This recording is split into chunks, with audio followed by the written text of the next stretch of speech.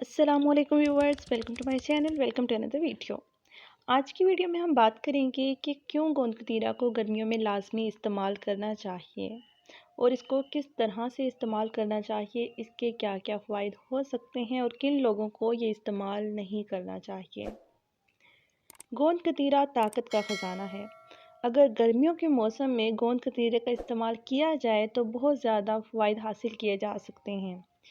ये जिस्म की गर्मी को दूर करता है, गर्मी के असरात से बचाता है और डिहाइड्रेशन नहीं होने देता। अगर आप गर्मी के मौसम में गोंद कतीरा का इस्तेमाल करते हैं तो लो वगैरह भी नहीं लगती। इससे आपके चेहरे पर झुर्रियाँ भी नहीं बनेंगी और वो लोग जिनके घुटनों से उठते और बैठते वक्त आवाज़ें आती हैं उनको भी गोंद कतीरा का इस्तेमाल लाजमी करना चाहिए।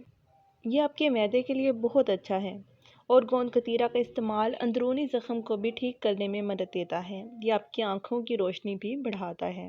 गोंद कतीरा को इस्तेमाल करने से पहले इसको एक रात के लिए भिगो दें और जिस बर्तन में गोंद कतीरा भिगोना है इसका साइज़ अच्छा खासा होना चाहिए, क्योंकि गोंद कतीरा अपने साइज़ के मुकाबले में बहुत ज़्यादा फूलता है।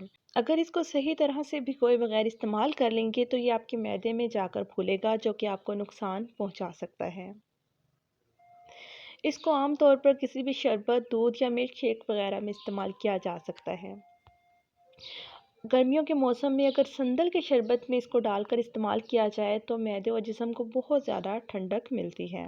मैदे और जिगर की गर्मी, चिड़चिड़ापन, सुस्ती और हड्डियों में तकलीफ़ और पाँव की जलन वगैरह से छुटकारा पाने के लिए इसको दही में डालकर भी इस्तेमाल किया जा सकता है।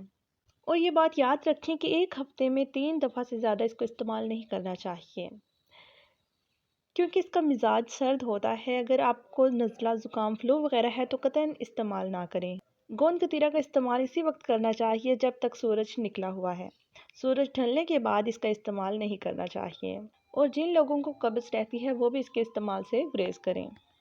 अगर गोंद कतीरा का ज़्यादा इस्तेमाल किया जाए तो ये निज़ाम हाज़मा की ख़राबी का सबब बन सकता है। गोंद कतीरा में भरपूर मिकदार में फ़ाइबर मौजूद होता है, इसी वजह से इसका ज़्यादा इस्तेमाल पेट की ख़राबी का सबब भी बन सकता है।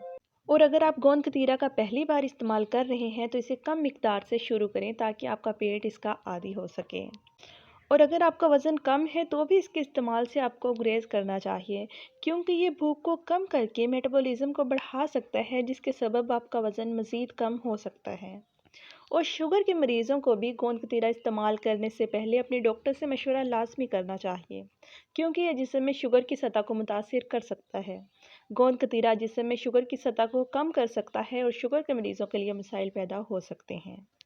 तो इस वीडियो को यहीं एंड करते हैं। इंशाल्लाह नेक्स्ट वीडियो में बात होगी एक नए टॉपिक के साथ। खुश रहें, आबाद रहें। अस्सलाम वालेकुम।